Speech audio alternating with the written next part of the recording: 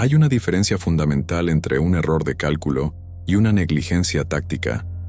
La negligencia tiene un sonido muy específico, el silencio absoluto en la frecuencia de mando. A las 17 horas de aquel martes, la advertencia llegó a través de un canal de inteligencia humana, un informante de bajo nivel en las montañas de Michoacán, que solo dijo 3 palabras antes de cortar la comunicación: no vengan hoy. En cualquier manual de operaciones especiales, un aviso de este tipo activaría un protocolo de aborto o al menos una reevaluación del reconocimiento térmico. Pero en los centros de comando climatizados de la Ciudad de México y Washington, la arrogancia tecnológica suele nublar el juicio. Los analistas revisaron los feeds de los drones. No había columnas de vehículos, no había firmas de calor inusuales, no había actividad de radiofrecuencia. Para ellos, el terreno estaba limpio. Lo que no entendieron es que el silencio no siempre significa ausencia de actividad. A veces, el silencio es la actividad más letal de todas. El despliegue continuó según lo planeado. 3 unidades de fuerzas especiales, apoyadas por observadores de la DEA, se internaron en la zona de exclusión. Su objetivo era un nodo logístico de alto valor, un punto donde las rutas de fentanilo y metanfetamina convergen antes de subir hacia el norte. El plan era quirúrgico: entrar bajo el amparo de la luz crepuscular, asegurar el objetivo y extraer antes de que la oscuridad total permitiera al cártel organizar una respuesta. Pero aquí es donde la arquitectura de la misión empezó a desmoronarse. Mientras las unidades se movían a través de la densa maleza, la atmósfera empezó a cambiar. No fue una emboscada inmediata.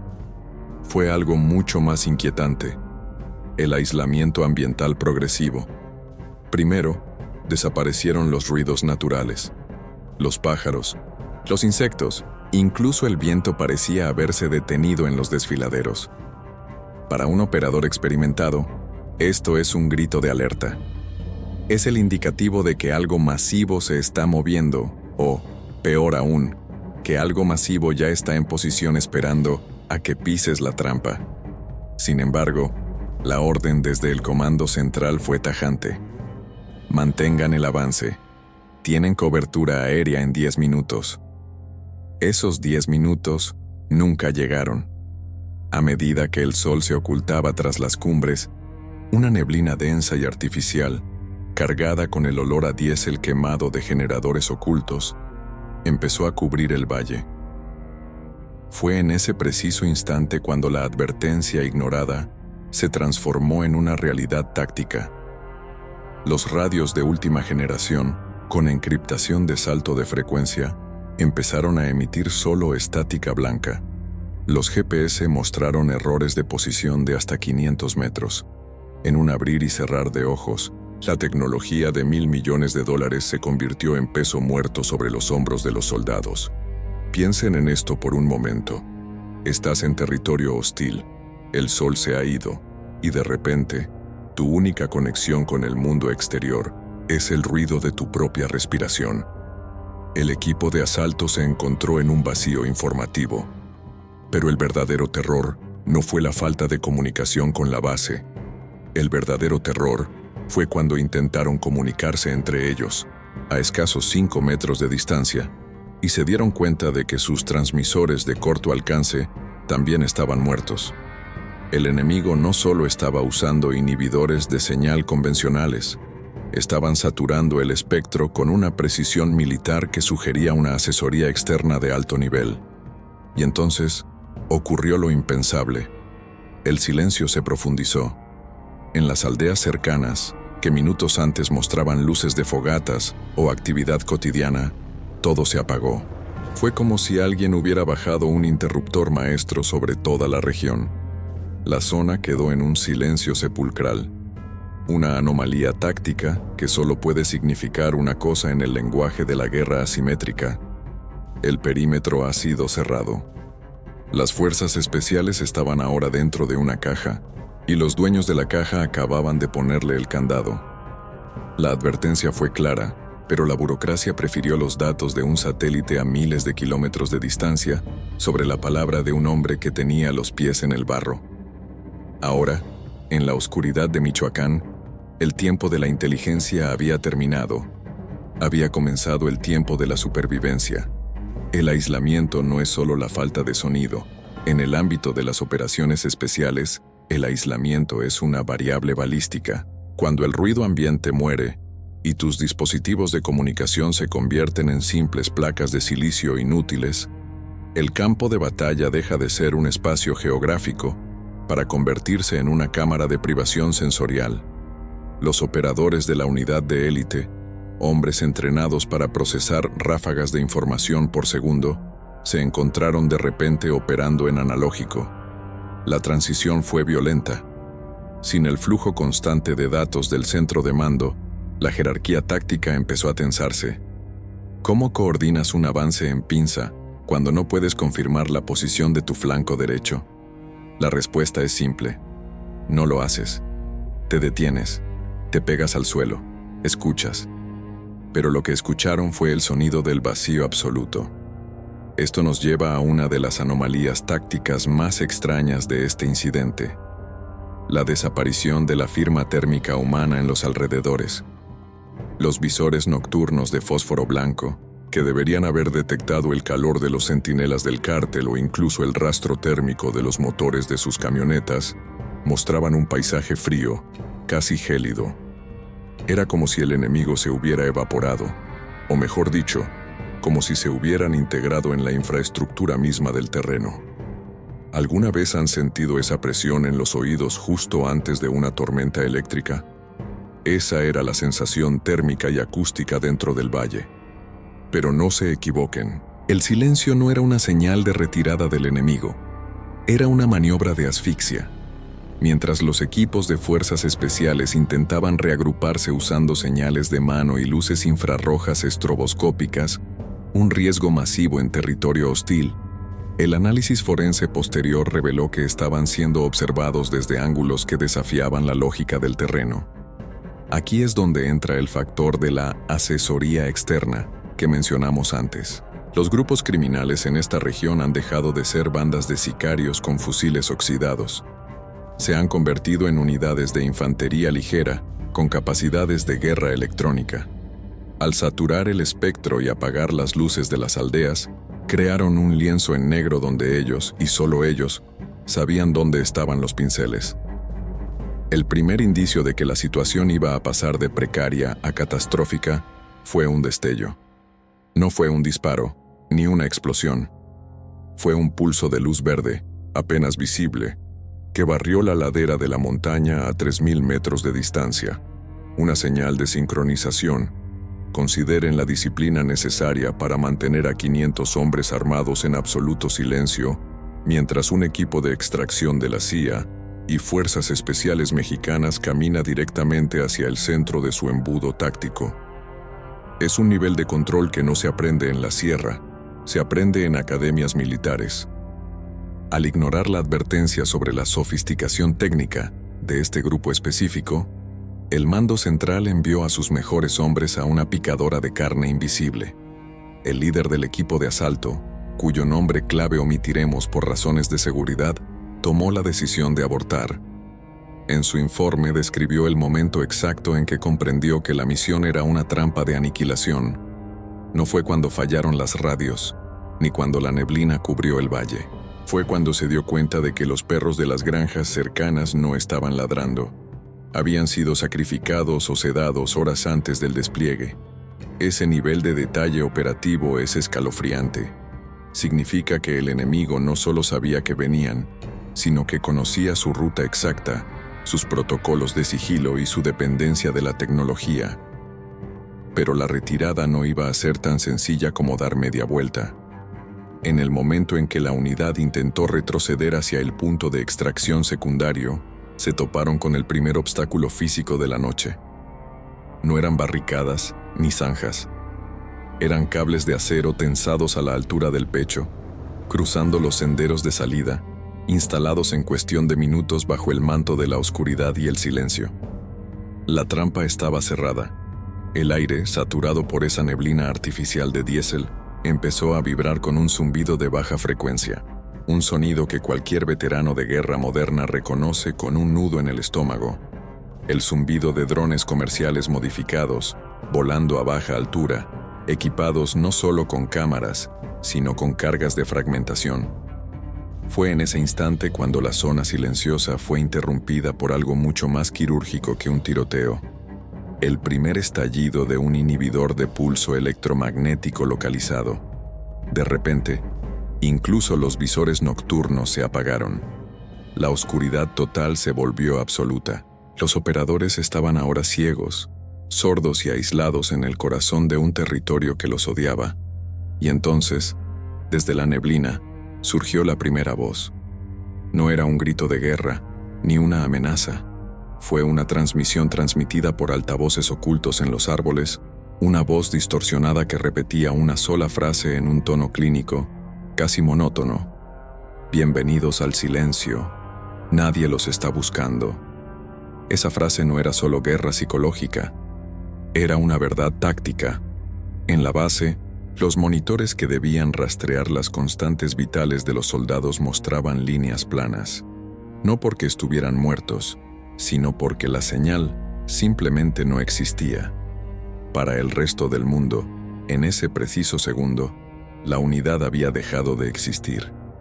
¿Qué haces cuando el manual de combate te dice que pidas apoyo, pero el cielo está cerrado y tu radio es un pedazo de plástico? La respuesta corta es, improvisas. La respuesta real es, mueres. Pero estos hombres no eran novatos. Eran el escalón más alto de la pirámide militar. Mientras el pánico intentaba filtrarse por las grietas de su entrenamiento, el equipo formó un círculo defensivo de 360 grados, espalda contra espalda, utilizando el tacto como su único medio de comunicación confiable. En ese vacío informativo, cada crujido de una rama se convirtió en un evento sísmico. Sin embargo, el enemigo no atacó de inmediato.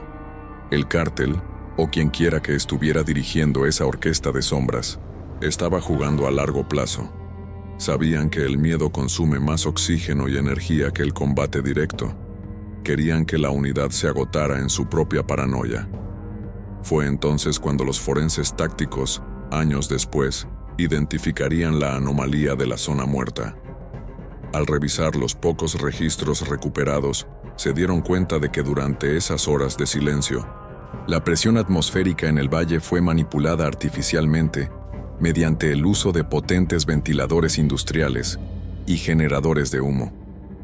No solo estaban bloqueando las señales de radio, estaban alterando la percepción física de los soldados. Pero, ¿por qué tanto esfuerzo por una sola unidad de fuerzas especiales? La respuesta es simple y aterradora a la vez. No se trataba de una emboscada para matar soldados. Se trataba de una demostración de poder, una prueba de campo para un nuevo tipo de guerra asimétrica, donde la tecnología del primer mundo es neutralizada por la astucia del tercer mundo, financiada con dinero infinito.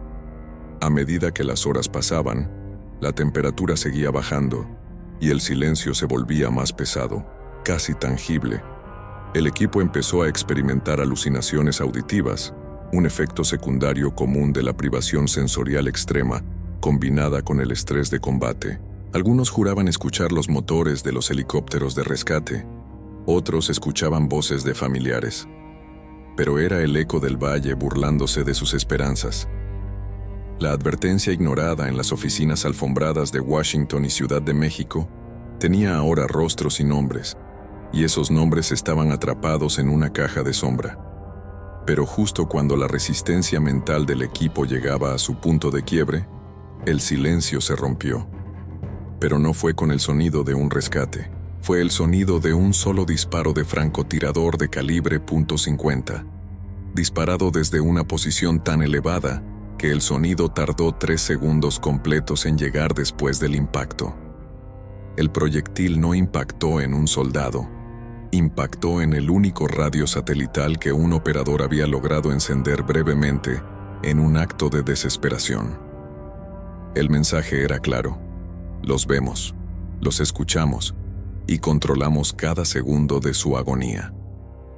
En ese momento, La misión de captura y extracción murió oficialmente. El objetivo ya no era el capo del cártel, ni los documentos de inteligencia, ni las rutas de la droga. El único objetivo, el único que importaba bajo la neblina de Michoacán, era encontrar una salida antes de que el silencio los consumiera por completo. Pero en la guerra de sombras, la salida suele ser la parte más letal de la trampa.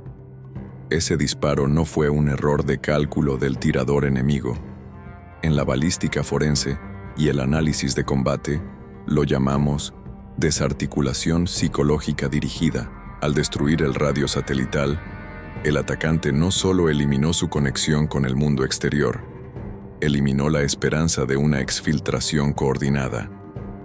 En ese instante, los operadores de fuerzas especiales dejaron de ser cazadores para convertirse oficialmente en presas dentro de un terrario diseñado por el narcotráfico. Analicemos la posición. El equipo estaba estancado en un embudo táctico. Hacia el norte, crestas infranqueables vigiladas por francotiradores con óptica térmica de última generación.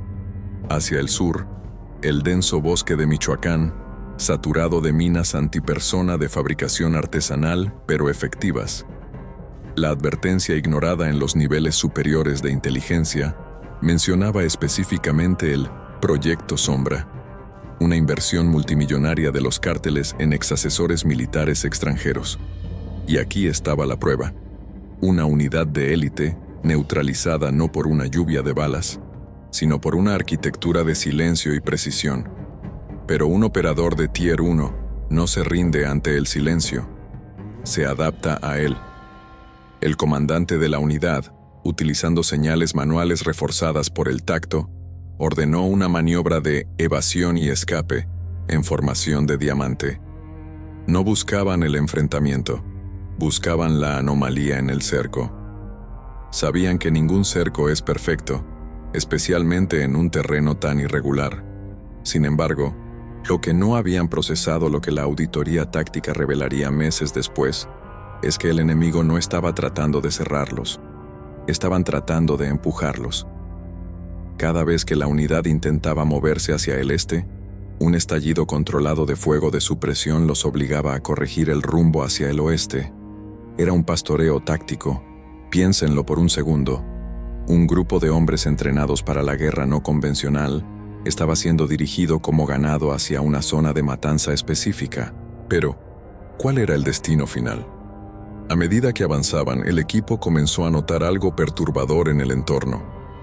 El olor. En el análisis forense de conflictos, el olfato es a menudo el sentido más subestimado. No olía a selva, ni a tierra mojada.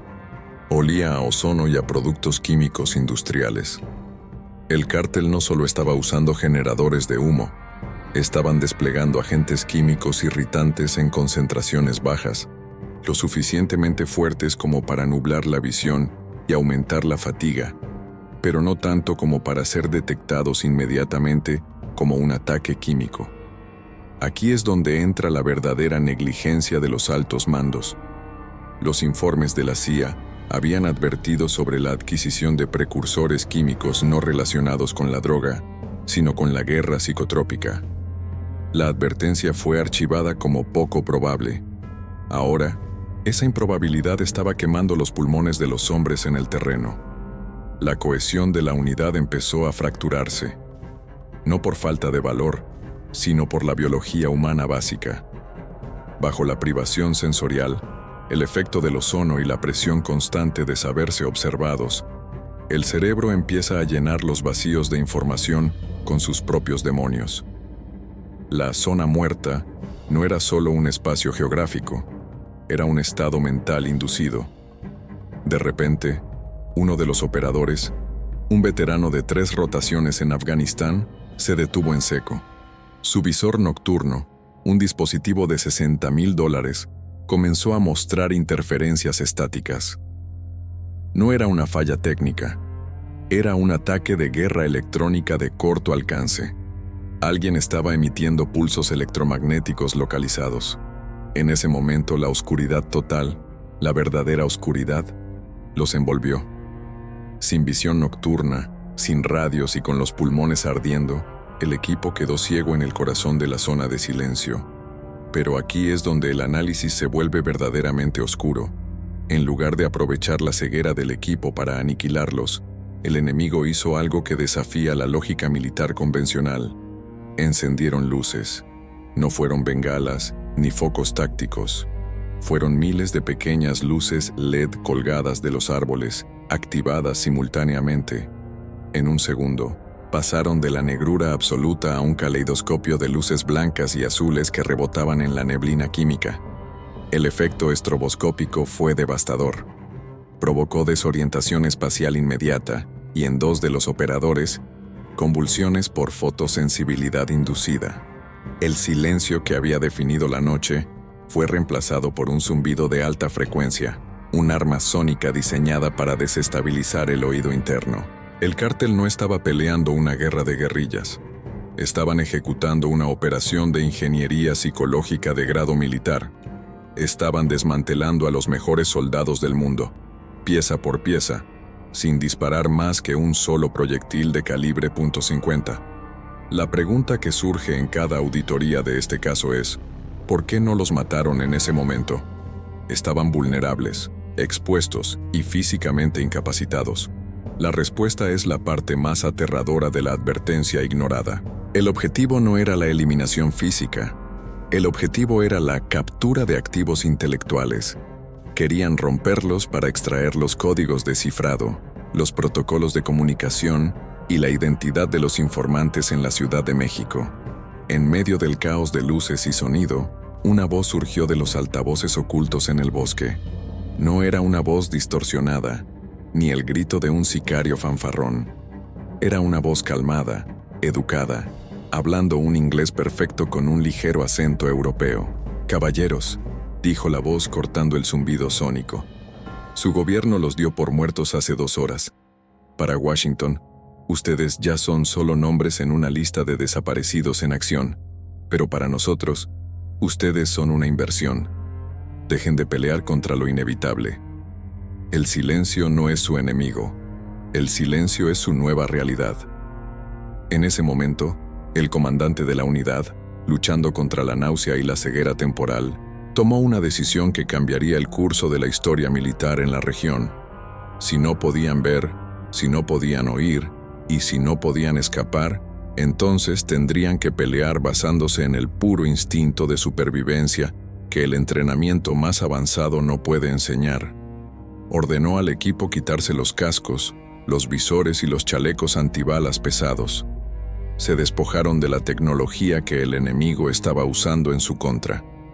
En la penumbra de las luces estroboscópicas, los operadores de élite se convirtieron en algo más primario. Si el cártel quería jugar a ser dioses en esa caja de sombras, los soldados les recordarían que incluso los dioses pueden sangrar si se les corta en la oscuridad. Pero justo cuando la unidad se preparaba para un contraataque suicida, el suelo bajo sus pies comenzó a vibrar. No era un terremoto. Era algo mucho más mecánico, mucho más pesado. Desde las profundidades del valle, ocultos por la vegetación y la ingeniería civil y legal, emergieron los monstruos, vehículos blindados de fabricación artesanal, pero con blindaje compuesto que rivalizaba con los tanques de batalla principales. La advertencia ignorada mencionaba la construcción de túneles y hangares subterráneos. Nadie creyó que un cártel pudiera ocultar una división mecanizada bajo la selva de Michoacán. Ahora, esos vehículos estaban rodeando al equipo, sus torretas girando con una precisión hidráulica que no debería existir en el mercado negro. La zona que había quedado en silencio al anochecer estaba a punto de convertirse en el escenario de una masacre técnica. Pero lo que el enemigo no tuvo en cuenta fue el protocolo Lázaro, un procedimiento de última instancia que solo se activa cuando una unidad de fuerzas especiales se considera legalmente inexistente. Sin embargo, para activar el protocolo Lázaro, se necesitaba una señal, una sola chispa de comunicación que atravesara el bloqueo electrónico, y mientras los blindados cerraban el círculo, uno de los operadores, herido y casi inconsciente, recordó el dispositivo que todos habían olvidado, un transmisor de baja frecuencia analógico, una pieza de tecnología de la era de la Guerra Fría que la modernidad había descartado, pero que el proyecto Sombra no había considerado bloquear. El problema era que, para transmitir, necesitaba elevar la antena, y elevar la antena significaba ponerse de pie en medio de una zona de fuego cruzado, donde cada centímetro estaba siendo monitoreado por cámaras térmicas. La elección era simple: morir en silencio o gritarle al mundo la verdad sobre la zona muerta, sabiendo que el precio del mensaje sería la vida de quien lo enviara. La ironía final de la táctica forense es que, a veces, la advertencia más importante no es la que se ignora al principio, sino la que se envía cuando ya es demasiado tarde. El equipo se preparó para su último acto de desafío, sin saber que el silencio que tanto temían estaba a punto de ser reemplazado por algo mucho más ensordecedor: la respuesta de un Estado que prefiere borrar sus errores antes que admitirlos. El dedo del operador se posó sobre el interruptor de baquelita del transmisor analógico, un gesto arcaico en un mundo de fibra óptica y satélites de baja órbita. En la pantalla de su mente, el análisis táctico era devastador. Estaban rodeados por 3 blindados artesanales clase Monstruo, equipados con placas de acero de media pulgada y ametralladoras rotativas que escupían 3000 disparos por minuto. La lógica militar dictaba la rendición o la aniquilación total. Pero el protocolo Lázaro no entiende de rendición. Es una directiva de tierra quemada, diseñada para que el secreto no caiga en manos del enemigo, cueste lo que cueste. La antena se extendió. Fue un sonido metálico, casi imperceptible, pero en el silencio espectral de la zona muerta, resonó como un trueno. Al instante, los sensores térmicos de los blindados detectaron la firma de calor del operador. Las torretas comenzaron su giro hidráulico, un baile mecánico coordinado por algoritmos que el cártel no debería poseer. Piensen en la asimetría de este momento. Una unidad de élite, despojada de su tecnología punta, recurriendo a ondas de radio de 1970 para convocar a un ángel exterminador que no distinguiría entre aliados y enemigos. La señal salió. Una ráfaga de código Morse automatizado que viajó por la banda de baja frecuencia, zigzagueando por debajo del bloqueo electrónico del proyecto Sombra. En algún búnker a 3000 kilómetros de distancia, una luz roja se encendió. No hubo gritos, no hubo pánico, solo la fría eficiencia de la burocracia militar aceptando un sacrificio necesario. El mensaje fue recibido. La zona ha sido comprometida, iniciando limpieza táctica. Pero, ¿qué significa limpieza en el léxico de las operaciones negras? Significa que la advertencia original, aquella que fue ignorada por la soberbia del alto mando, se había convertido en una profecía autocumplida. La zona estaba en silencio no porque el enemigo fuera invisible, sino porque el terreno mismo se había convertido en una trampa de ingeniería social y táctica. El primer impacto no vino de los blindados del cártel, vino del cielo. A una altitud que escapa al ojo humano, 2 bombarderos tácticos con tecnología de sigilo liberaron su carga. No eran bombas convencionales, eran proyectiles cinéticos, apodados varas de Dios. Sin explosivos, solo barras de tungsteno que, al caer desde la atmósfera, generan la fuerza de un arma nuclear táctica sin la radiación. El objetivo no era solo destruir al cártel, era enterrar la evidencia de que la DEA y las fuerzas especiales habían perdido el control de Michoacán. Abajo, en el epicentro, los operadores sintieron el cambio en la presión atmosférica antes de escuchar el impacto. El aire se volvió pesado, eléctrico. Uno de ellos miró al cielo, no con miedo, sino con la resignación del profesional que sabe que su propia nación ha decidido que su vida es un cabo suelto. Los blindados Monstruo detuvieron su avance. Sus sistemas de puntería tan avanzados para la guerra de guerrillas eran inútiles contra un ataque orbital. En ese microsegundo, la jerarquía de poder se restableció de la forma más brutal posible. La explosión cinética transformó el valle en un cráter de cristal y ceniza. El silencio que había caído al anochecer fue reemplazado por un vacío absoluto. No quedó rastro de los túneles, ni de los vehículos blindados, ni de los hombres que habían sido enviados allí como peones de una partida de ajedrez que nunca comprendieron. La zona muerta finalmente cumplió su nombre. Días después, el informe forense oficial, el que se archiva en las oficinas de Washington y Ciudad de México bajo el sello de máximo secreto, concluiría que la unidad desapareció debido a un accidente geológico catastrófico. No se mencionaron los blindados, ni el bloqueo electrónico, ni la advertencia que el mayor había intentado entregar semanas atrás.